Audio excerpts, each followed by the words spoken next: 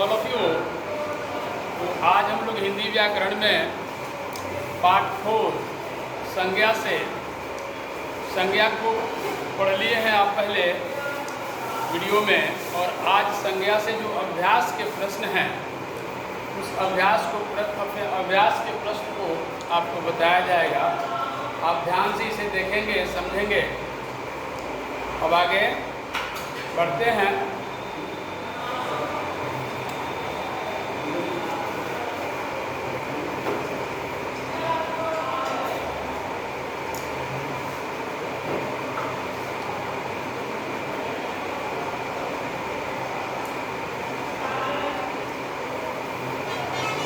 अभ्यास के प्रश्न में है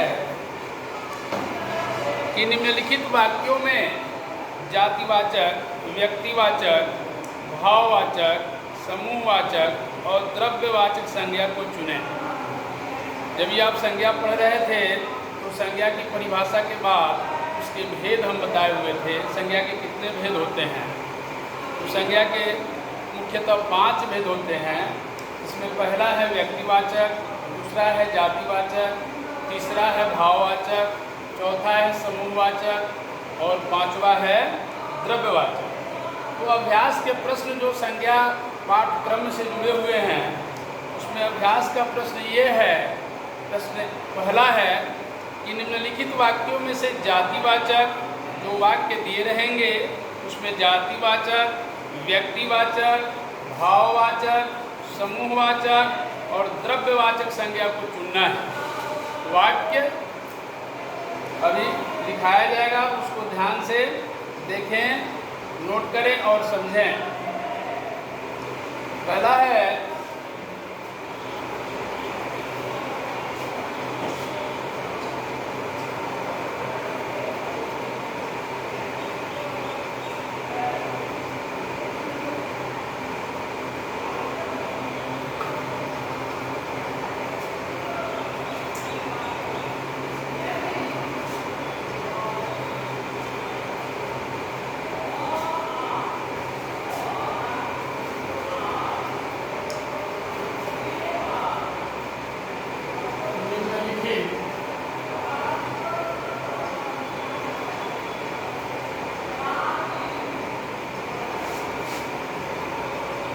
वाक्यों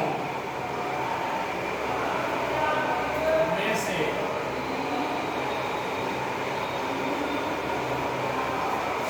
व्यक्तिवाचक,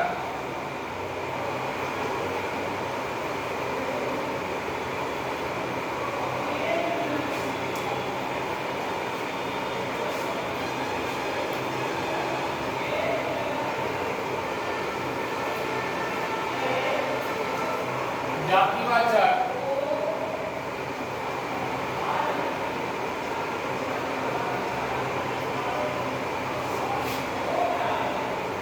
समूहवाचक,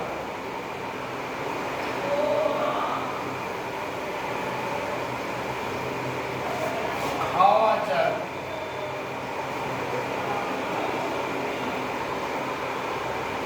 और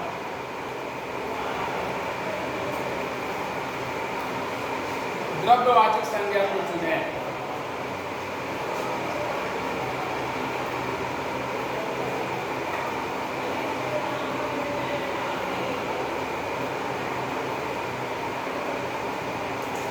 द्रव्यवाचक संज्ञा को चुनें।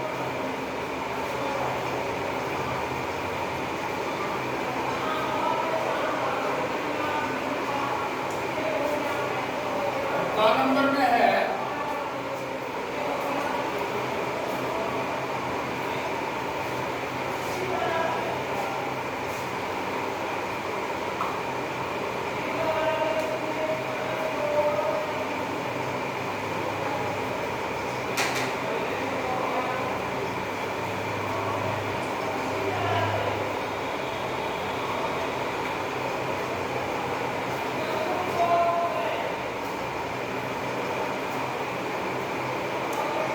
मतलब ये प्रश्न 1 का क नंबर, राजा हरिश्चंद्र सत्यवादी थे। राजा हरिश्चंद्र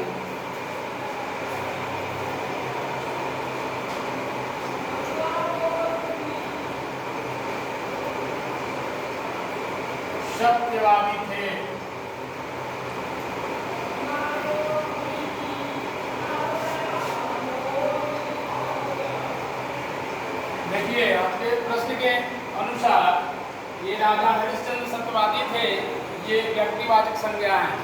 क्योंकि ये किसी खास व्यक्ति का बोध करा रहे हैं तो ये व्यक्तिवाचक संज्ञा हो गया। व्यक्तिवाचक संज्ञा।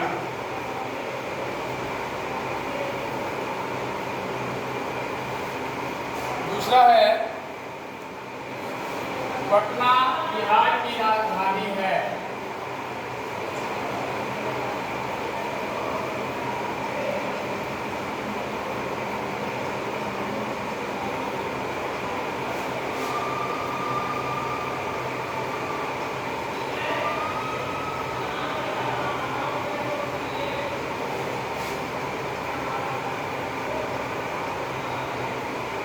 इसमें पटना जो है व्यक्तिवाचक संज्ञा है।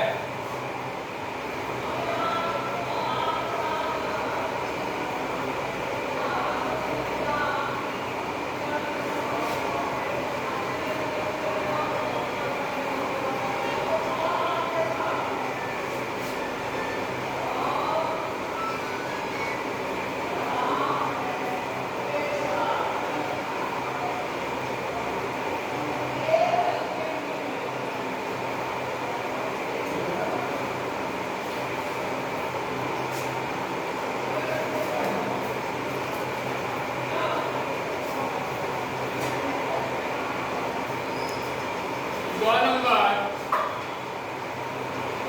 तेल महंगा है। तेल महंगा है।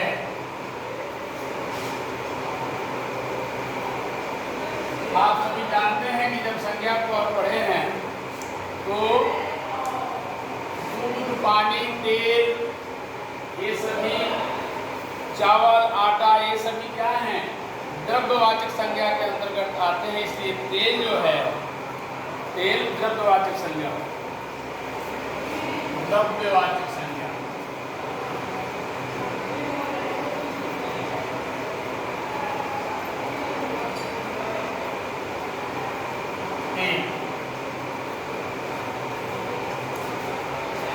आप सभी इसे नोट डाउन करते जाएंगे और लिखते हुए याद भी करना है। इसके बाद है सवाल नंबर सोना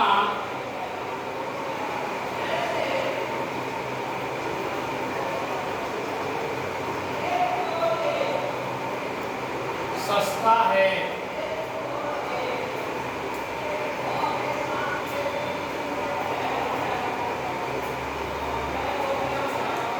इस वाक्य में सोना जो है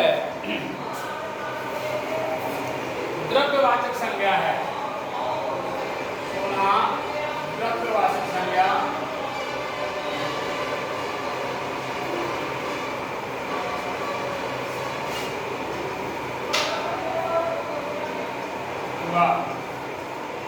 इसके बाद है 5वां नंबर अनगा।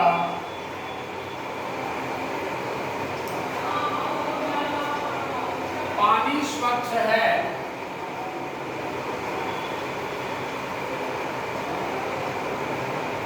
पानी स्वच्छ है। पानी भी द्रव्यवाचक संज्ञा है।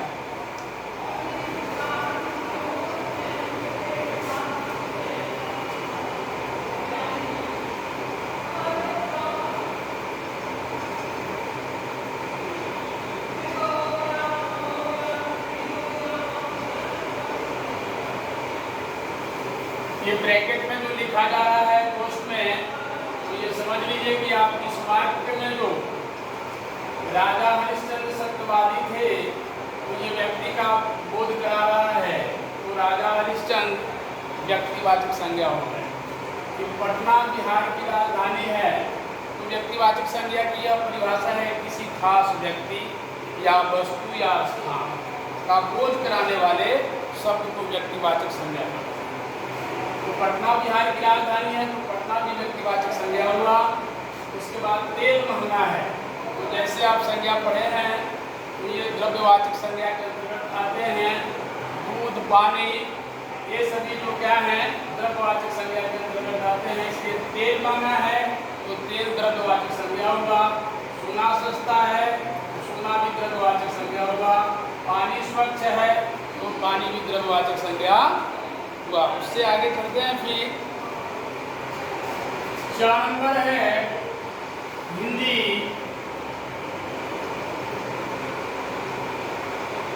राष्ट्रभाषा है।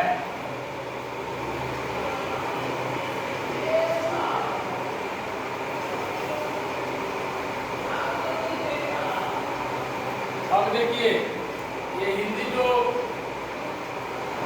शब्द है ये व्यक्तिवाचक संज्ञा की श्रेणी में आएंगे, क्योंकि ये किसी भाषा से संबंधित हैं और उसके साथ ही अगर ये राष्ट्रभाषा है तो इसको भी जान लेना है, क्योंकि ये राष्ट्रभाषा कह देने से पूरे समुदाय पूरे हिंदी शब्द का बोध हो जाता है। इसलिए ये जातिवाचक हो जाएगा, लेकिन हिंदी जो है व्यक्तिवाचक संज्ञा है। हिंदी व्यक्तिवाचक संज्ञा है, इसलिए आप ब्रैकेट में भी लिख रहे हैं ताकि आप समझ जाएंगे कि इस वाक्य में किस प्रकार कौन सी संज्ञा है हिंदी।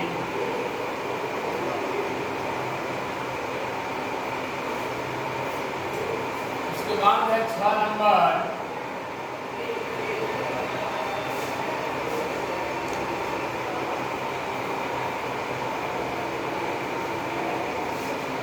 गीता।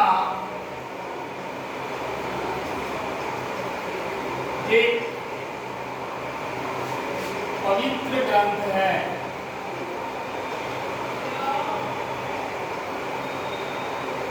गीता एक पवित्र ग्रंथ है। तो गीता का शब्द से पता चल जाता है कि गीता नाउन है, और इसमें ये कौन से नाउन है मतलब कौन सी संज्ञा है इसको देखना है।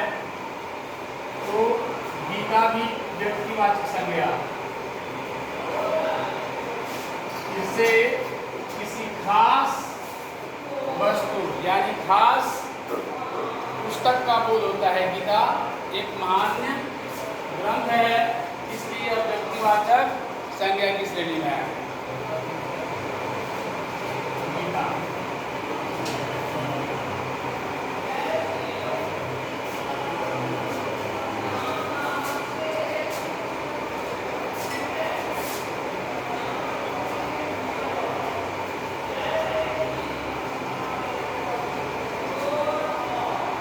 बाद है 4 नंबर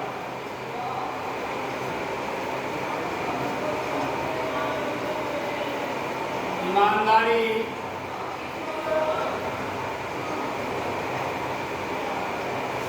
सबसे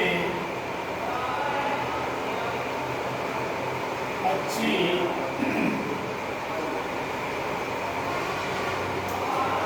नीति है।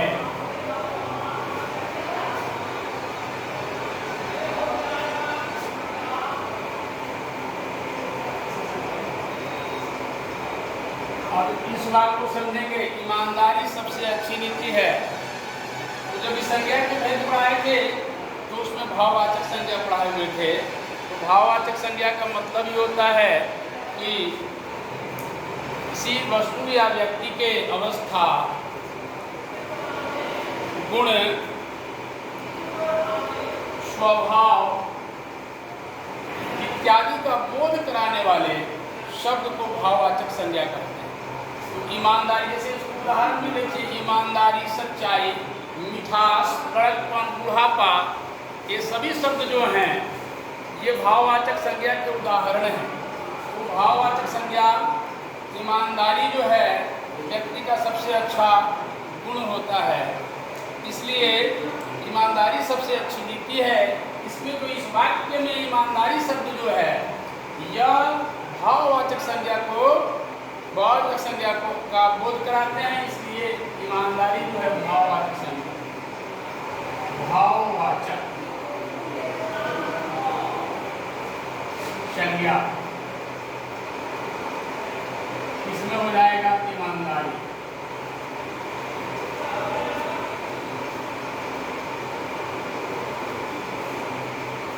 और आगे है नंबर, मोहन तेज दौड़ता है।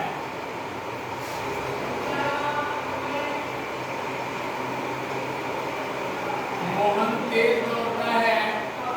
इस वाक्य में देखेंगे आप कि मोहन तेज दौड़ता है, तो इस वाक्य में मोहन जो है व्यक्तिवाचक संज्ञा हो गया। मोहन क्या हो गया? व्यक्तिवाचक संज्ञा।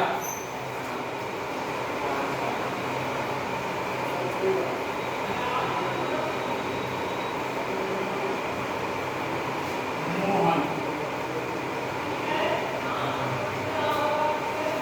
उससे आगे चलते हैं।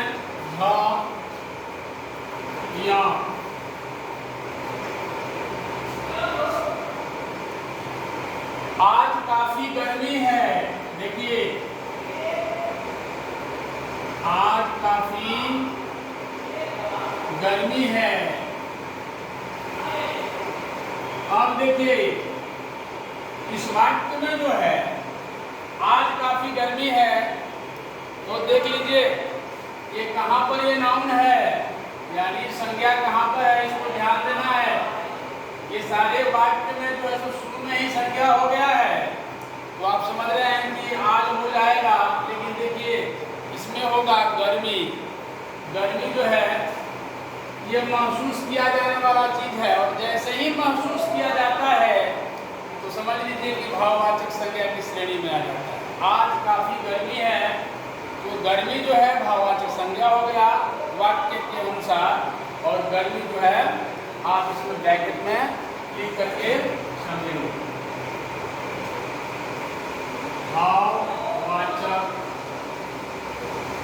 संज्ञा गर्मी।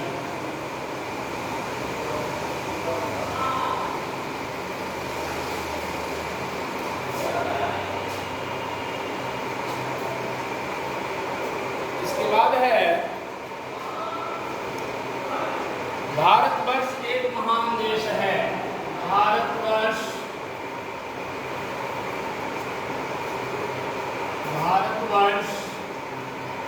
एक महान देश है।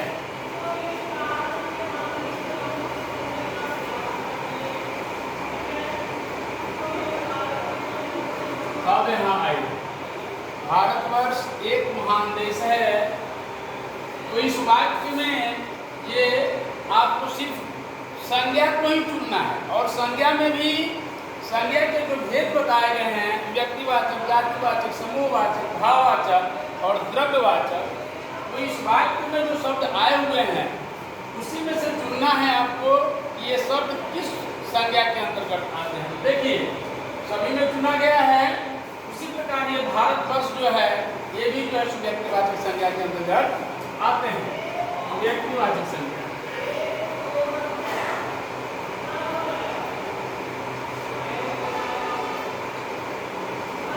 भारतवर्ष।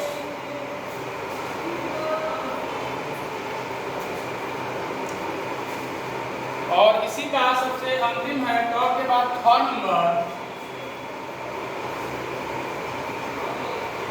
कुरान एक पाक ग्रंथ है। कुरान एक आपके पाठ पुस्तक से आधारित चीज है। आप पेज नंबर व्याकरण में पार्ट 14 नंबर देखेंगे तो आपको ये सभी मिल जाएंगे, और उसी को बताया जा रहा है, आप समझेंगे। कुरान एक पाक ग्रंथ है।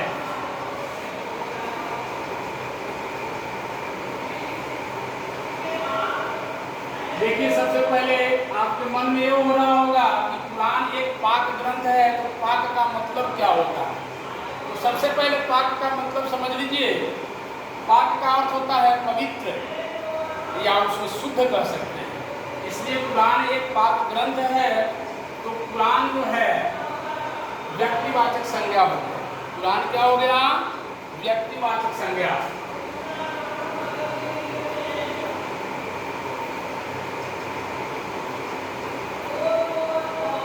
अब यहाँ हम कुरान लिखेंगे।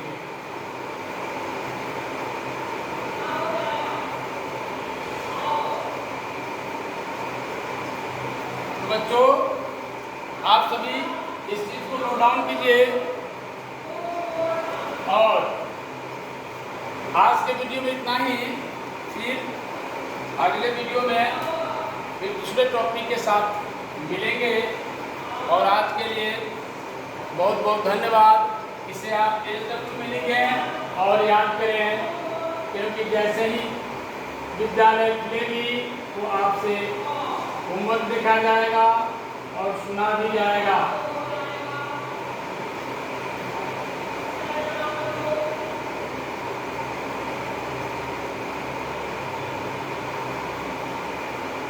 बहुत बहुत धन्यवाद।